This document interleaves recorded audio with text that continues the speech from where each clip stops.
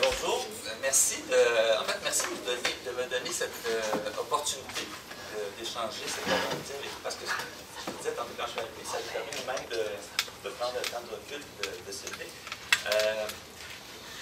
Relever le défi du 8 minutes, pour moi, ça voulait dire, j'en parlais, c'était dans ma façon d'apprendre et d'être, je fais le boulon, fait que j'ai lancé des méthodes.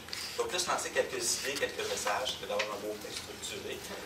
Ça peut aussi en ajouter en écoutant les interventions précédentes.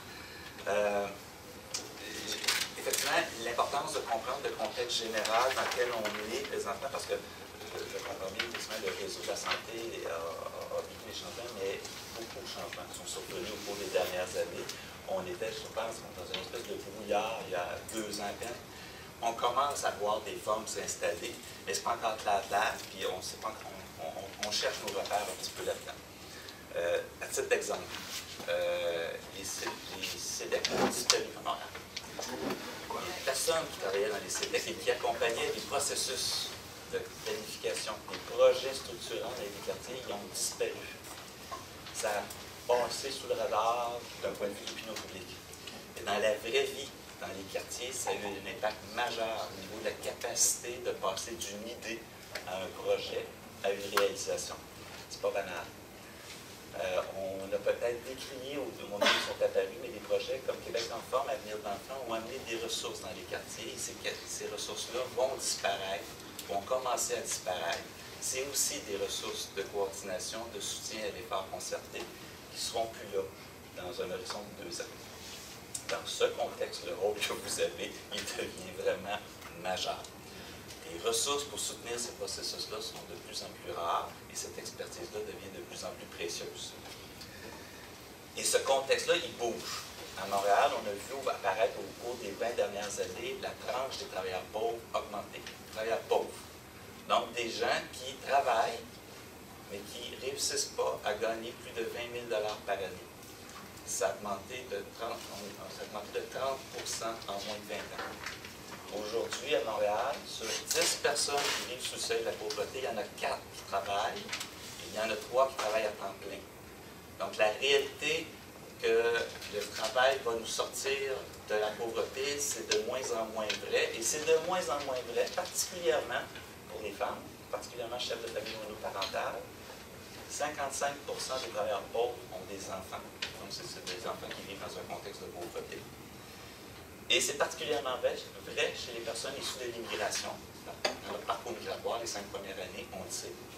C'est donc une préoccupation importante quand on vient de comprendre les communautés dans lesquelles on travaille tous. À Montréal, parce que cette étude-là qu'on a menée avec l'INRS nous permet de comparer des grandes villes canadiennes, à Montréal, on s'en tire relativement bien, ça fait paradoxal, sur la question des travailleurs pauvres, comparativement à d'autres provinces, notamment à cause de notre fiscalité. Donc, après impôt, les écarts tendent à se diminuer. Elles restent importantes. Elles sont moins importantes que dans d'autres provinces. Par contre, ce qu'on observe, c'est que l'écart entre les plus riches et les plus pauvres, elles, commencent à s'accentuer. Moins fortement qu'ailleurs, mais elles commencent. Ça aussi, il faut s'en préoccuper. Mais au-delà des différences de revenus, puis on en a parlé tantôt de la question aussi de la diversité culturelle, puis je me permettrai d'illustrer que la salle est encore en composition fortement blanche d'origine.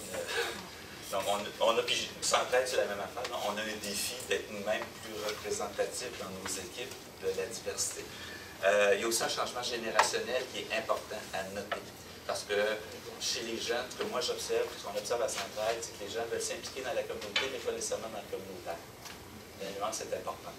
Elle met à défi une façon de faire et une façon de voir.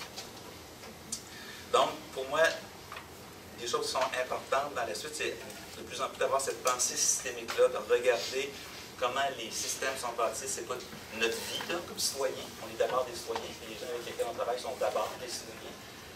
Nos vies, ce n'est pas des silos écouteurs. Moi, je ne me préoccupe pas de ma sécurité alimentaire, puis ensuite de mon logement, puis ensuite de mon réseau social, et ensuite de mon travail. Ça fait partie d'une vie, tout ça. Puis c'est interrelié. C'est la même chose pour les gens avec lesquels on travaille. Je suis toujours fasciné de voir quand on fait l'exercice dans un quartier, vous êtes, ça serait quoi votre quartier idéal? Puis qu'on pose cette question-là à des intervenants, puis à des intervenants du milieu communautaire. Ben, c'est un quartier où on trouverait toutes les ressources, toutes les offres de services, tous les professionnels qu'il nous faudrait, alors que pour moi, comme citoyen, et Seigneur, ça ne me tente pas d'aller rester dans un quartier où il y a plein de ressources, ça me tente d'être capable de me rendre à l'épicerie, d'être capable de m'acheter des fruits et des légumes, et en toute sécurité, d'avoir les moyens de les payer, d'avoir des lieux où je peux aller jouer dehors avec mes enfants, plutôt mes enfants, mais je ne veux pas nécessairement avoir toute la panoplie de services. Oui, je vais bien vouloir quand je vais en avoir besoin, mais pour moi, un quartier intéressant, c'est d'avoir un quartier où je fais mon vivre, mais où je suis capable de trouver par moi-même l'ensemble des ressources que je cherche. Dans la pensée systémique, je vais m'accélérer. Ça, pour moi, c'est important. Centraide, on se positionne de plus en plus comme un partenaire financier, non pas comme un bailleur de fonds. Parce que les changements dont on parle, ils nous affectent nous autres aussi. Les changements générationnels font en sorte que nos stratégies de campagne à Centraide, on a dû les changer. Et la génération des baby boomers faisait un chèque, réduction à la source, on fait confiance à Centraide pour gérer les pièces. Maintenant, les gens, ce qu'ils posent comme question, c'est quoi l'impact de mon don? Qu'est-ce qui arrive avec mon 100$ que je vous donne? Et ce que ça pose comme défi, c'est qu'il faut que les organismes maintenant soient capables d'évaluer pas les résultats en termes quantitatifs. J'ai rencontré combien de personnes? Pas la mesure d'impact, c'est trop compliqué. Mais c'est quel effet on observe du fait de l'action que l'on mène. Puis nous, on a travaillé fort au cours des 10 dernières années, non, 8 dernières années, entre autres avec le Centre de formation populaire, à amener les organismes à être capables d'identifier par eux-mêmes, pour eux-mêmes, l'évaluation de leurs effets. Qu'ils soient capables d'en parler en fonction de leur propre modèle logique, donc de rendre explicite leur propre modèle logique, puis d'être capable de dire, avec l'argent que tu reçois, pas de Centraide, de l'ensemble de tes partenaires financiers, qu'est-ce que tu réussis, qu'est-ce que tu captes comme effet tant chez la population que tu reçois que dans la communauté dans laquelle tu es. Et plus que les organismes, plus que les communautés sont capables de faire ça, on ne s'en cachera pas. Pour nous, ça nous aide, Centraide, ça nous permet d'aller voir les donateurs et dire, voici ce que votre don permet de faire. Mais ça permet aussi aux organismes de se positionner comme étant des acteurs clés dans la communauté auprès de quelques partenaires que ce soit, de quelques bailleurs de fonds que ce soit, de quelques partenaires financiers que ce soit. Et ça, pour moi, c'est précieux. Et dans ce contexte-là, je pense que les organisateurs communautaires, vous avez un rôle clé à jouer. Dernière chose, je vais conclure là-dessus. Je le nommais tantôt, puis je salue l'intervention du nouveau futur directeur général. La question de l'engagement, c'est hyper important. Récemment, on a fait un sondage, on travaille présentement sur un dossier qui vous préoccupe probablement, la question de l'immobilier communautaire à Montréal. On sait que le parc immobilier est vieillissant, puis je sais que sur votre territoire, il y a quelques projets, il y a quelques enjeux. Et on travaille avec des grands donateurs pour voir comment il y a une façon autre, différente de pouvoir aborder ce défi-là. Et on est allé sonder 6 porteurs de projets immobiliers qui ont réussi à concrétiser leur projet. Puis on voulait comprendre quels étaient les facteurs qui, selon eux, avaient fait une différence et qui avaient mené à la résultante. Et une des choses qu'ils ont nommé fortement, c'est l'appui. L'appui tout au long du projet, puis l'appui, en fait, l'engagement, non pas d'organisations comme le GRT ou comme le CLSC, excusez, le C3S, mais à l'époque c'était un CLSC. C'est vraiment l'engagement de la personne qui travaille dans le GRT, l'engagement de l'organisatrice communautaire, celle-là, pas l'organisation communautaire, cette organisatrice communautaire, sa présence tout au long du projet, son soutien dans les périodes les plus pénibles et les plus difficiles où le doute s'installe, ça avait été un facteur déterminant dans la capacité de mener à bout ce défi-là.